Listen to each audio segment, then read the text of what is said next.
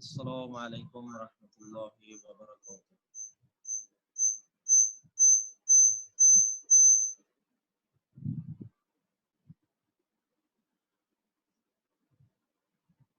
اعوذ باللہ من الشیطان اللعین الرجیم، بسم اللہ الرحمن الرحیم، وبہ نستعین وهو خیر ناصر ومعین،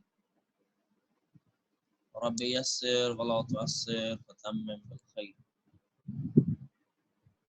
خداوند متعال ہماری تمام عبادات کو اپنی بارگاہ میں قبول و مقبول فرمائے، خصوصاً ہمارا یہاں پر بیٹھنا، ان محافل علمی کو برپا کرنا، خداوند متعال ان زحمات کو اپنی بارگاہ میں قبول فرمائے اور اس کو ہمارے لیے ذخیرہ آخرت قرار دے۔ آپ تمام احباب کا بہت شکریہ کہ آپ لوگ زحمت کرتے ہیں، وقت پہ تشریف لاتے ہیں اور ان مباحث کو ہم لوگ آگے لے کے بڑھ رہے ہیں۔ ہم لوگ جو سلسلہ مباحث جس کو ہم لوگوں نے شروع کیا اور جو مباحث ہم لوگ کر رہے ہیں وہ اصول عقائد کے باب میں ہیں، اور بحث عدل ہمارا آج کل کا محور ہے۔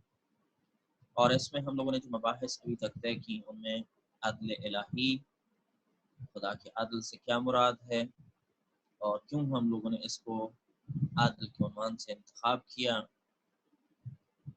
اور عدل کے معانی کیا ہیں، اور ہماری بحث میں عدل کا کون سا معنی جو ہے وہ مورد نظر ہے۔ تو ہم لوگوں نے کہا کہ دو معانی ہیں، ایک معنی عام ہے، ایک معنی خاص ہے۔ معنی عام یہ ہے کہ ہر چیز کو اس کے مقام پر قرار دینا عدل کہلاتا ہے، اور دوسرا ہر انسان کے حقوق اور ان کی حفاظت اور رعایت در حقیقت عدل ہے۔ دوسرا معنی ہمارا مورد بحث ہے، اور ہم لوگ خداوند متعال کے بارے میں بحث کر رہے ہیں کہ خدا عادل ہے ان لوگوں کے مقابلے میں کہ جو یہ کہتے ہیں کہ خدا کے بارے میں عادل کہنا یا خدا کو عادل کہنا بے معنی ہے، یعنی گویا عدل الہی کا انکار۔ تو ہم لوگوں نے اس عقیدہ عدل کو بحث کر رہے ہیں۔ اس کے ضمن میں چند اشکالات ہم لوگوں نے مطرح کیے، ان کا جواب دیا کہ آفات اور مشکلات کا فلسفہ کیا ہے، بے عدالتی جو معاشرے میں پائی جاتی ہے، اس کے باوجود کیا ہم لوگ کہہ سکتے ہیں کہ خدا عادل ہے، جبکہ ہم لوگ دیکھتے ہیں کہ زمین و آسمان میں بہت سارے حوادث پیش آتے ہیں، بہت سے لوگ مارے جاتے ہیں، بہت سے بچے ناقص خلقہ پیدا ہوتے ہیں، اور اس طرح کی دیگر مباحث کے انشاءاللہ ہم لوگوں نے الحمدللہ اس پہ ایک اجمالی سی گفتگو آپ کی خدمت میں پیش کی۔ اس کے بعد ہم لوگ اس منزل پہ پہنچے کہ عدل الہی اور عدل الہی کا جو فلسفہ تھا وہ کیا تھا، اور عدل الہی کائنات کے اندر کس طرح سے ہمیں نظر آتی ہے اور اس کا فائدہ ہے۔ یہ جو ناعدالتیاں ہیں، یہ جو ناانصافی ہے، یہ جو مشکلات ہیں، اس کا فلسفہ کیا تھا، ان کو ہم لوگوں نے بحث کی، آپ کی خدمت میں پیش کیا۔ پھر ایک مسئلہ جبر و اختیار، جس کو ہم لوگوں نے گزشتہ ایک دو جلسات کے اندر بحث کیا ہے کہ آیا انسان مجبور ہے یا نہ با اختیار ہے، اور اس بحث کا خدا کے عدل کے ساتھ کیا تعلق ہے۔ جب ہم لوگ یہ کہتے ہیں کہ انسان مجبور ہے اور انسان اپنے کوئی اختیار نہیں رکھتا اپنے افعال کا، اور جو فعل انسان اس دنیا میں انجام دے رہا ہے اس کو انسان کی طرف نسبت نہیں دی جا سکتی کہ یہ انسان کا فعل ہے، تو اس صورت میں عدل الہی بے معنی ہو جائے گا۔ یہ جو ہم لوگوں نے کہا تھا کہ انسان کے حقوق کو اس کی حفاظت اور رعایت کرنا، تو اصلا انسان جب با اختیار ہی نہیں ہے تو اس کا کوئی حق نہیں ہے، حق بے معنی ہو جائے گا۔ حق اس وقت ہوتا ہے جب انسان صاحب اختیار ہو اور یہ کہا جا سکے کہ یہ فعل انسان نے انجام دیا، لہذا اس وقت اس کا استحقاق بنتا ہے، حق بنتا ہے کہ اس کو جنت میں لے جایا جائے یا جہنم میں لے جایا جائے۔ جب اس کا اپنا کوئی اختیار ہی نہیں ہے تو یہ بحث جو وہ بے معنی ہو جائے گی۔ لہذا اشاعرہ نے یا مکتب جبر والوں نے جب جبر کو اس لیے اختیار کیا تاکہ عدل الہی سے انکار کیا جا سکے۔ عدل الہی کا اس لیے انکار کیا کیونکہ یہاں پہ انہوں نے جبر کو اختیار کیا، لہٰذا عدل کیا ہو جائے گا؟ بے معنی ہو جائے گا۔ اب وہ در حقیقت کس مشکل کو حل کرنا چاہتے تھے؟ وہ اس مشکل کو حل کرنا چاہتے تھے جو مکتب جبر کے قائل ہوئے کہ خداوند متعال اپنے تمام افعال کے اندر قادر ہے، وہ قادر مطلق ہے، اور اگر ہم لوگ یہ کہیں کہ انسان اپنے فعل کو انجام دیتا ہے تو در حقیقت اس کی توحید پہ حرف آتا ہے، اس کی توحید افعالی پہ حرف آتا ہے کہ خدا کیا ہو جائے گا؟ بے اختیار ہو جائے گا، اس کا کوئی اختیار نہیں رہے گا جب انسان اپنے فعل کو انجام دے رہا ہے۔ تو اس صورت میں خدا اپنی مرضی اور اس کی قدرت جو ہے اس پہ حرف آتا ہے، اس کی سلطنت پہ حرف آتا ہے، لہٰذا انہوں نے کیا کیا؟ انسان کو معزول کر دیا اس کے تمام افعال سے اور کہا کہ انسان مجبور ہے اپنے تمام کاموں میں، اور خداوند متعال ہے کہ جو قادر مطلق ہے اور تمام کاموں کو انجام دیتا ہے۔ اب اس کے مقابلے میں ایک دوسرا مکتب جو ہے وہ تشکیل پایا۔ وہ مکتب یہ کہتا ہے کہ نہیں، ایسا بالکل نہیں ہے کہ انسان کیا ہے؟ مجبور ہے، بلکہ انسان با اختیار ہے اور تام الاختیار انسان کے پاس ہے، یعنی ہر چیز کا اختیار انسان کے پاس ہے۔ خداوند متعال نے انسان کو تخلیق کیا، پیدا کیا، اور پیدا کرنے کے بعد تمام کے تمام افعال کا قدرت اور سلطنت وہ انسان کو تفویض کر دی، یعنی انسان کو عطا کر دی، اور اب خداوند متعال انسان کو اس کام سے روک نہیں سکتا۔ اب خدا کی کوئی سلطنت اور قدرت انسان پہ نہیں ہے۔ اب انسان قادر ہے اپنے تمام افعال کے اوپر، کیوں؟ کیونکہ خدا نے انسان کو وہ سارا اختیار تفویض کر دیا ہے، دے دیا ہے۔ بس دوسرا مکتب اس جبر کے مقابلے میں کہ جو ایک افراطی مکتب تھا اس حوالے سے کہ وہ کہتا تھا کہ اصلاً انسان کے پاس کوئی اختیار نہیں ہے، مجبور ہے، اس کے مقابلے میں ایک دوسری جانب سے افراد، جس کو ہم لوگ یہاں پہ تفرید کہیں گے، یعنی کوئی اختیار خدا کے پاس اب نہیں ہے، سارے کے سارے اختیارات انسان کو خدا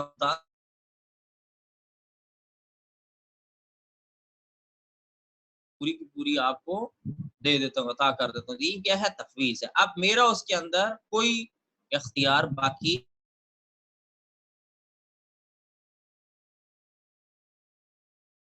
مفوضہ، یعنی جو اس چیز کے قائل ہے کہ خدا نے ساری چیزیں، سارے اختیارات انسان کو تفویض۔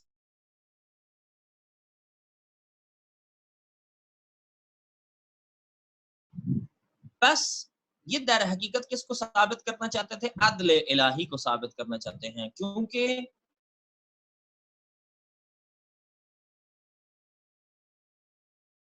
تو عدل مانا نہیں ہوتا، تو انہوں نے اس عدل الہی کو ثابت کرنے کے لیے دوسری جانب سے خدا کے تمام خدا کے اختیارات کو کیا کر دیا ہے؟ محدود کر دیا، اور اس قدرت کو، یعنی انسان کیا ہو جاتا ہے؟ انسان ہے کہ جو اپنے تمام اعمال اور افعال کے اوپر قائل ہے۔ اب یہ بھی ایک کیا ہے؟ تفریطی نظریہ ہے، اور اس کے قائلین جو ہیں اس کو جو ہم لوگوں نے مکاتب آپ کو پہلے بتائے تھے، معتزلہ اس کا جو وہ قائل ہے کہ جو اشاعرہ کے بعد دوسرا دنیا تسنن کا ایک مکتب ہے عقیدتی حوالے سے۔ بس جب ہم لوگ اس نظریے کو دیکھ لیتے ہیں کہ تمام کے تمام اختیارات جو ہے وہ انسان کو منتقل ہو گئے ہیں، آیا یہ نظریہ صحیح ہے؟ یہ نظریہ بھی صحیح مفوضہ یا نظریہ تفویض اور عقیدہ تفویض، یہ بھی صحیح ہمارے نزدیک جو وہ عقیدہ نہیں ہے کہ خداوند متعال، یعنی ہم ادھر سے انسان کے اعمال اور افعال کو ثابت کرنے کے لیے شرک کے قائل ہو جائیں، یعنی خدا ہے کہ جس نے تخلیق کیا، پیدا کیا، اور اس کے بعد ایک بڑا خدا یعنی جس نے تخلیق کیا، اور ایک چھوٹا خدا ہے یعنی وہ انسان ہے کہ جو ان تمام اعمال اور افعال کو، ان تمام اعمال اور افعال کا خالق ہے اور ان کو تخلیق کرنے والا ہے، پیدا کرنے والا ہے، یعنی مثلا جو میں ہاتھ ہلاتا ہوں، جو اٹھتا ہوں، بیٹھتا ہوں، تو اس کا خالق میں ہوں۔ بس ادھر ایک خدا بڑا خدا ہے، ایک چھوٹا خدا ہے، یعنی چھوٹا خدا کون ہے؟ انسان ہے. یعنی در حقیقت اگر ہم لوگ نظریہ تفویض کے قائل ہو جاتے ہیں تو ہم لوگ در حقیقت شرک کی طرف چلے جاتے ہیں. خوب اسی کو تھوڑا سا ہم لوگ کھولنے کی کوشش کرتے ہیں کہ بس نظریہ تفویض بھی صحیح نہیں ہے. اصلی اور حقیقت یہ ہے کہ ہم انسان کو آزاد اور صاحب اختیار بھی تسلیم کر لیں اور خدا کو اس کا حاکم اور اس کے اعمال کا نگران بھی مانیں. اب یہ دو باتیں ہیں کہ کیسے ہم لوگ حل کریں کہ انسان بھی با اختیار رہے اور اس فعل کی انسان کی طرف بھی نسبت دی جا سکے تاکہ عدل الہی ثابت ہو، اور دوسری جانب جو ہے خداوند متعال اور انسان جو وہ مجبور بھی نہ ہو، بس خدا کی قدرت بھی ثابت ہو اور انسان کی طرف بھی اس فعل کو نسبت دی جا سکے. یعنی ایک فعل ہے اور اس فعل کو خدا کی طرف نسبت دی جا سکے اور انسان کی طرف بھی نسبت دی جا سکے. لہٰذا اس کے درمیان والا راستہ ہمیں جو ہے وہ انتخاب کرنا ہے، ایک درمیانی راستہ، کہ ہم لوگ یہ بھی نہ کہیں کہ انسان مجبور ہے اور یہ بھی نہ کہیں کہ ہم لوگوں نے سارا اختیار جو انسان کے پاس آ گیا اور خدا کے پاس کوئی اختیار نہیں ہے، خدا کی سلطنت اور قدرت پہ بھی کوئی حرف نہ آئے. تو ہمیں کیا کرنا ہوگا؟ اس کا درمیانی راستہ جو ہے اس کو انتخاب کرنا ہوگا. لہٰذا یہ دو متضاد باتیں نہیں ہیں. اب دو بظاہر ہمیں ایسا لگتا ہے کہ یہ دو متضاد باتیں ہیں کہ انسان بھی اس فعل کے اوپر جو ہے اس کو انجام دیا ہے اور خدا کی طرف بھی ہم لوگ اس کو نسبت دے رہے ہیں. لہٰذا یہ ایک بحث ہے کہ جہاں پہ بہت زیادہ گہری سوچ کی ضرورت ہے اور بہت زیادہ تفکر اور تدبر کی ضرورت ہے اور یہ بہت ہی لغزش گاہ ہے. لہٰذا یہاں پہ بہت زیادہ ہمیں سوچ بچار کرنے کی ضرورت ہے، رکنے کی ضرورت ہے، ٹھہر کے سوچنے کی ضرورت ہے.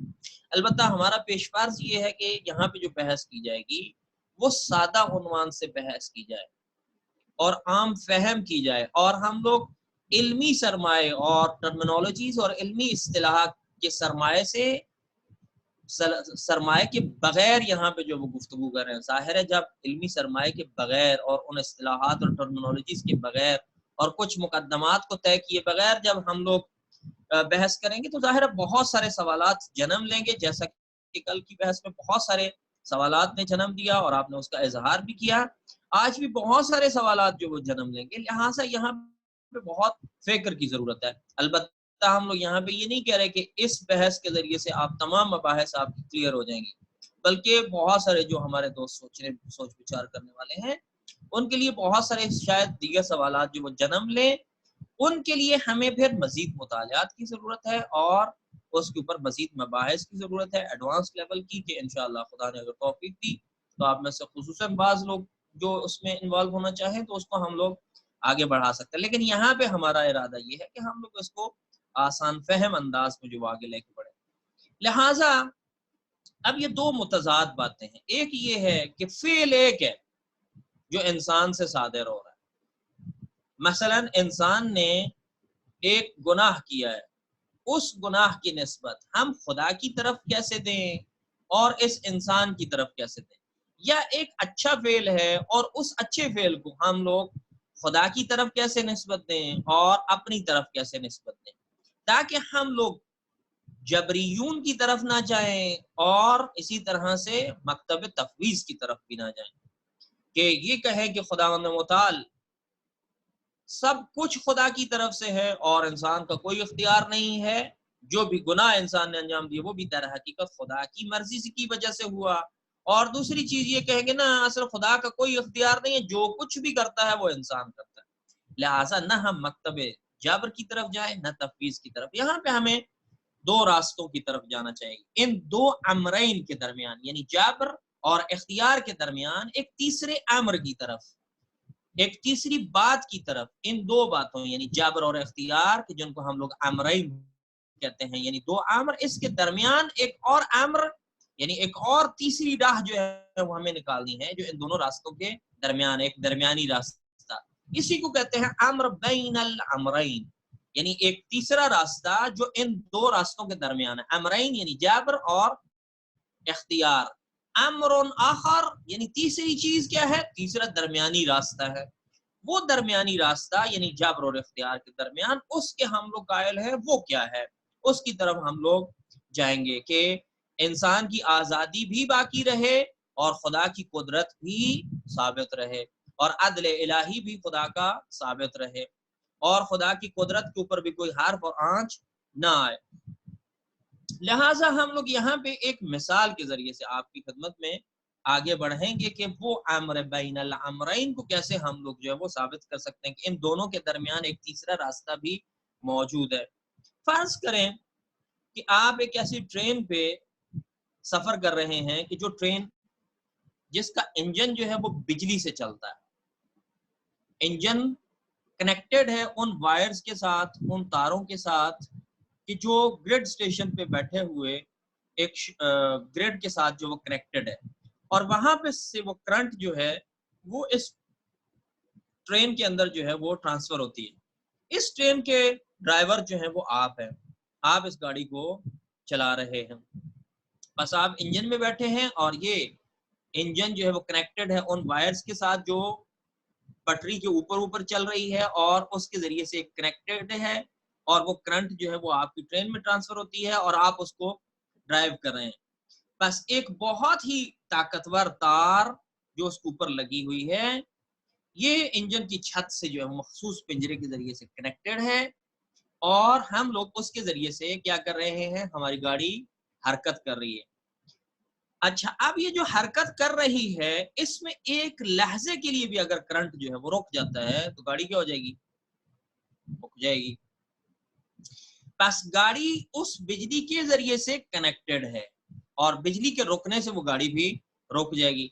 लेकिन गाड़ी चलाने में आप क्या हैं, आजाद हैं, आप साहिब इख्तियार हैं। आप गाड़ी चला रहे हैं, आप उसकी स्पीड को तेज कर सकते हैं, आप उसकी स्पीड को स्लो कर सकते हैं, जहां पे रुकना है वहां पे रोक सकते हैं। लिहाजा आप जो ड्राइवर हैं उस गाड़ी के, आपके इख्तियार में गाड़ी को चला, उस ट्रेन को चलाना है और उसको स्पीड को स्लो करना, उसकी स्पीड को तेज करना, किसी जगह पे रुकना, ये सारे का सारा आपके कंट्रोल में। बस ये आपके कंट्रोल में भी है और वो बंदा कि जो वहां पे उस ग्रिड पे बैठा है और लाइट को कंट्रोल कर रहा है, बिजली को कंट्रोल कर रहा है, उसके हाथ में भी है। अगर वो उसको ऑफ कर देता है तो आपकी ट्रेन रुक जाएगी और आपके इख्तियार में भी है कि आप अपने इरादे और इख्तियार के साथ उस गाड़ी को क्या कर रहे हैं, चला रहे हैं।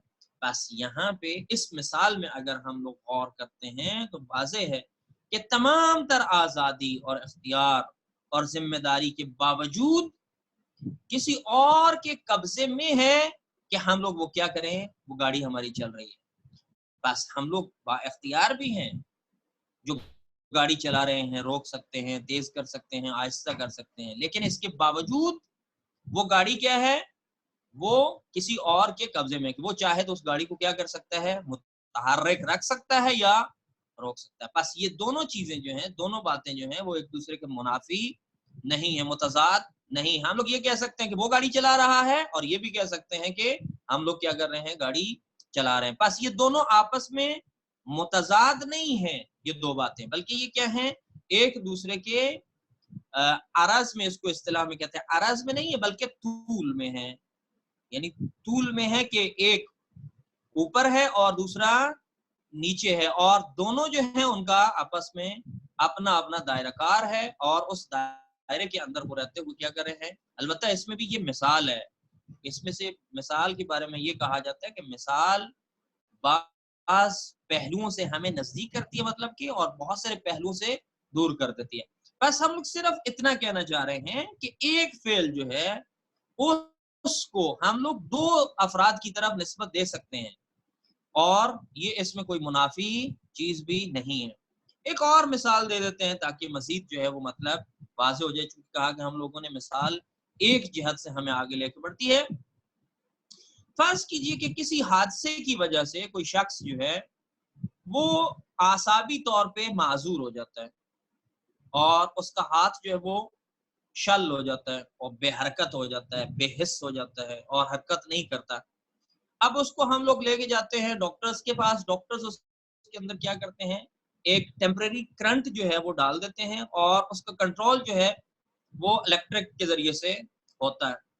اب جب وہ کرنٹ اس کے اندر چھوڑا جاتا ہے تو وہ حرکت کرنا شروع کر دیتا ہے اور ہمارے اختیار کی بنیاد پہ فرض کریں وہ حرکت کرتا ہے کہ میرا دماغ اس کو کہتا ہے اور وہ اس کرنٹ کی وجہ سے حرکت کرتا ہے اور موومنٹ کرتا ہے.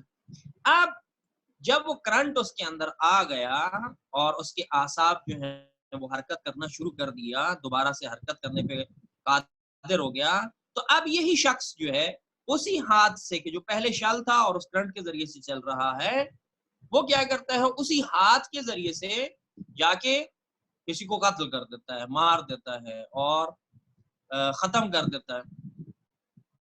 تو اس صورت میں ہم لوگ اس کی نسبت کس انسان کو دیں گے؟ ظاہر ہے کہ اس شخص نے جس نے حرکت کی اور اس کو مار دیا، کہیں گے کہ تم نے یہ غلط کام کیا اور اس کو اس کی سزا ضرور ملے گی. اور دوسری طرف وہ جو کرنٹ دینے والی شخصیت ہے، در حقیقت اس کے کرنٹ کے باعث یہ کیا کر رہا ہے؟ حرکت کر رہا ہے. اگر وہ اس کرنٹ کو روک دے تو یہ کیا ہو جائے گا؟ رک جائے گا. لہذا یہ انسان بھی اس فعل کے اوپر اختیار رکھتا ہے اور اس کی نسبت ہم لوگ اس کرنٹ دینے والے فرد کی طرف بھی کیا کر سکتے ہیں؟ دے سکتے ہیں. بس انسان دونوں صورت میں، انسان بھی در حقیقت کیا اس فعل میں سہیم ہے اور وہ جو کرنٹ دے رہا ہے وہ بھی سہیم ہے. بس خدا نے، اسی مثال سے ہم لوگ آگے بڑھتے ہیں کہ خداوند متعال نے ہمیں طاقت اور ہمت عطا کی ہے، عقل، ہوش اور اسی طرح سے جسمانی قدرت سے ہمیں کیا کیا ہے؟ نوازا ہے. اور یہ تمام وسائل و انعامات ہر لحظے خدا کی طرف سے ہمیں پہنچ رہے ہیں، جیسے وہ کرنٹ پہنچ رہی تھی. بس خداوند متعال کی طرف سے دم بدم، لحظہ بلحظہ وہ تمام کی تمام طاقت، قدرت، ہمت، جسمانی قوت، وہ ساری کی ساری چیزیں ہمیں کیا ہو رہی ہیں؟ منتقل ہو رہی ہیں دم بدم. اس کی مثال ایسے ہی جیسے بجلی کا کرنٹ جو وہ پہنچ رہا ہے. اگر ایک لحظے کے لیے بھی خداوند متعال کی طرف سے وہ تمام ہمت اور توانائی ختم ہو جائے اور بند ہو جائے تو ہم لوگ کیا ہو جائیں گے؟ نابود ہو جائیں گے اور حرکت نہیں کر پائیں گے. بس وہ تمام کی تمام طاقت، ہمت وہ اس وجہ سے ہے کہ ہم خدا کے ساتھ جڑے ہوئے ہیں، ہمارا رابطہ خدا کے ساتھ ہے. لحظہ بلحظہ خدا کی طرف سے ہمیں، ہماری سانس تک جو ہے وہ ادھر سے ہمیں منتقل ہو رہی ہے. ہمارا اختیار جو ہم لوگ ہاتھ ہلا رہے ہیں، یہ طاقت کس کی طرف سے آ رہی ہے؟ اس خداوند متعال کی طرف سے آ رہی ہے. لہٰذا اگر یہ رابطہ منقطع ہو جائے تو ہم لوگ کیا ہو جائے گے؟ ایک لحظے کے لیے بھی حرکت نہیں کر سکتے، نہ بول سکتے ہیں، نہ سانس لے سکتے ہیں، نہ ہاتھ لا سکتے ہیں اور ہم لوگ نابود ہو جائیں گے. بس ہم ہر کام اس کی طرف سے ہر لحظہ عطا کرتا قوت سے ہی انجام دیتے ہیں، حتیٰ کہ ہماری آزادی، اختیار، یہ بھی در حقیقت کیا ہے؟ اسی کی طرف سے ہے. یہاں بھی یہ نقطہ بہت اہم ہے کہ یہ جو آزادی اور اختیار ہے یہ بھی کس کی طرف سے دیا گیا ہے؟ خدا کی طرف سے دیا گیا. وہ چاہتا ہے کہ ہم آزاد ہوں. بس بعض لوگ اس اصطلاح کو استعمال کرتے ہیں کہ ہم آزاد ہونے میں ہم لوگ کیا ہیں؟ مجبور ہیں. ہم مجبور ہیں کہ ہم لوگ کیا ہوں؟ آزاد ہوں. دقت طلب نقطہ ہے. بس ہم آزاد ہیں اور خدا کی طرف سے وہ نعمات دم بدم ہمیں کیا ہو رہی ہیں؟ منتقل ہو رہی ہیں. بس ہم اختیار اور ارادے کی آزادی کے ساتھ ساتھ در حقیقت کس کے قبضے قدرت میں؟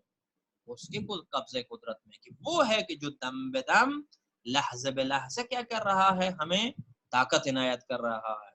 اور ہم اسی کی بارگاہ میں در حقیقت پوری کی پوری کائنات اور وجود جو ہے ہمارا اس کی کائنات میں سر جھکائے ہوا، سر تسلیم خام میں اور اس کی دسترس میں اور اس کی حاکمیت میں، اور ہرگز اس کی حاکمیت سے باہر نہیں ہے اور فرار نہیں کر سکتے. کہ جس طرح سے مولانا امیر المومنین نے کہا تھا کہ لا یمکن الفرار من حکومت، ہم لوگ فرار نہیں کر سکتے. بس جو کچھ بھی آ رہا ہے اس کرنٹ کی طرح پروردگار عالم کی طرف سے ہمیں منتقل ہو رہا ہے. ہم تمام تر قوت اور توانائی کے باوجود اس کے کیا ہیں؟ مرہون منت ہیں اور اس کے بغیر کچھ بھی نہیں. اور یہی معنی در حقیقت کیا ہے؟ الامر بین الامرین، کہ نہ جبر ہے اور نہ تفویض ہے.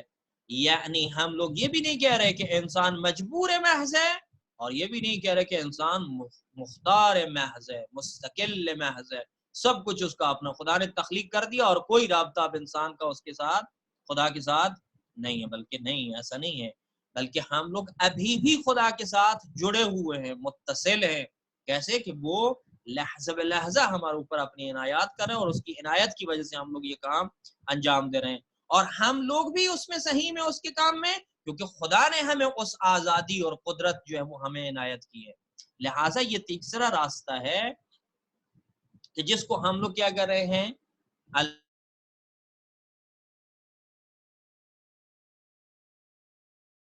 لہٰذا نہ ہم ان موجودات کو خدا کی مثل قرار دیتے ہیں، یعنی انسان کو کہیں کہ یہ بھی مستقل ہے اور خدا بھی مستقل ہے اور یہ اس کے پیرالل ہے، اس کے عرض، اور دوسری طرف انسان اپنے افعال کو خود انجام دیتا ہے، خدا کا ان افعال کے ساتھ کوئی تعلق نہیں ہے۔ نہیں، ایسا نہیں ہے کہ ہم لوگ شرک میں مبتلا ہو جائیں، اور نہ ہی بندگان مانتے ہیں۔ اس بحث پہ بہت زیادہ ہمیں کیا کرنے کی ضرورت ہے، غور و فکر کرنے کی ضرورت ہے۔ بس اس بات کا درس خود مکتب اہل بیت علیہ السلام سکھایا ہے، کیونکہ جب ان سے سوال کیا جاتا تھا کہ جبر اور تفویض کے درمیان تیسرا راستہ بھی ہے، تو وہ فرماتے تھے جی ہاں تیسرا راستہ بھی ہے۔ تیسرا راستہ کیا ہے؟ فاصلے سے بھی زیادہ کیا ہے، وسیع ہے۔ بس وہی جو فاصلہ ہے وہ یہی ہے کہ انسان صاحب اختیار ہے، لیکن اس مقدار میں جتنی خدا نے ہم جڑے ہوئے ہیں، اور اس کے اختیار سے ہم لوگ در حقیقت چیزوں کو انجام دیتے ہیں، اس کے اختیار دینے کی وجہ سے ہم لوگ با اختیار اور آزاد ہیں۔ کیا گیا ہے وہ تمام آیات، اب اس کو اگر ہم لوگ جمع بندی کریں تو ہم لوگ اس طرح سے کہہ سکتے ہیں کہ وہ تمام آیات جن میں اوامر و نواہی ہے، وہ اس بات پہ دلالت کرتی ہیں کہ انسان صاحب ارادہ ہے، صاحب اختیار آزاد ہے۔ اسی طرح سے کل ہم لوگوں نے کہا کہ وہ آیات جو ہے اچھے لوگوں کی جو ہے وہ ستائش کی گئی ہے، اور یہ کہا گیا ہے کہ انسان خود مختار ہے، یعنی بہت ساری آیات اس پہ دلالت کرتی ہیں۔ بس بہت سارے دستے اس پہ دلالت کرتی ہیں کہ انسان صاحب اختیار ہے، جیسے ہم لوگوں نے گزشتہ بحث میں کہا کہ سوال و جواب، انبیاء کا آنا، جنت و جہنم، یہ ساری چیزیں، برے لوگوں کو تقبیح کرنا، یہ ساری چیزیں اس پہ دلالت کرتے ہیں کہ انسان با اختیار ہے۔ لہٰذا قرآن مجید کہتا ہے کل نفس بما کسبت، شخص اپنے عمل کا گروی ہے، یعنی جو وہ فعل انجام دیتا ہے اس کا وہ خود ذمہ دار ہے۔ کل امرئ بما کسب رہین، آیہ مجیدہ سورۃ طور آیت نمبر 21، ہر شخص اپنے عمل کا گروی ہے۔ انا ہدیناہ السبیل اما شاکرا و اما کفورا، ہم نے اسے راستے کی ہدایت کر دی، خواہ شکر گزار بنے یا ناشکرہ بنے۔ خب یہ دلالت کرتے ہیں کہ انسان صاحب اختیار ہے۔ اور اسی طرح سے بعض آیات ایسی ہیں جو اس چیز پر دلالت کرتی ہیں کہ انسان جو ہے وہ مجبور ہے اور اس دائرہ کار سے باہر نہیں، البتہ جو ہے مجبور ہے ایک حد تک، اور دوسری طرف با اختیار ہے۔ بس ان دونوں کو ہم لوگ اکٹھا کریں گے، جمع کریں گے، اور درمیان میں سے ایک تیسرا راستہ جو وہ نکالیں گے۔ جیسے مثلا خداوند متعال کہتے ہیں وما تشاؤون الا ان یشاء اللہ ان اللہ کان علیما حکیما، اور تم لوگ صرف وہی چاہ سکتے ہو جو اللہ چاہتا ہے۔ بس ان دونوں کے درمیان ہمیں ان کو جب ہم لوگ جمع بندی کریں گے تو تیسرا راستہ جو ہے وہ نکلے گا، اور وہ راستہ کیا ہے، الامر بین الامرین، وگرنہ تو ایک دستے روایات آیات، جس طرح سے بعض دوستوں نے کہا تھا کہ وہ استدلال کرتے ہیں، بعض لوگ انہی آیات سے صرف جابر والی آیات کو اٹھاتے ہیں اور بعض لوگ صرف اختیار والی آیات کو اٹھاتے ہیں۔ تو جب ان دونوں آیات کو، دونوں دستے آیات کو ہم لوگ رکھتے ہیں تو اس سے پتہ چلتا ہے کہ انسان صاحب اختیار بھی ہے، اور صاحب اختیار بھی ایسا ہے کہ خداوند متعال کی قدرت سے باہر نہیں ہے، بلکہ ان دونوں کے درمیان وہ راستہ ہے کہ انسان کو انسان کی طرف ان افعال کی نسبت بھی دی جا سکتی ہے، اور انسان اس میں مختار محض بھی نہیں ہے۔ بہرحال اس میں غور و فکر کی بہت زیادہ ضرورت ہے۔ انشاءاللہ دیگر مباحث میں آپ کی خدمت میں حاضر رہیں گے۔ السلام علیکم ورحمۃ اللہ وبرکاتہ۔ انشاءاللہ آخر میں دوسرے جلسے میں ہم لوگ سوال و جوابات کے لیے دوبارہ آپ لوگ تشریف لائیں گے۔ السلام علیکم ورحمۃ اللہ وبرکاتہ۔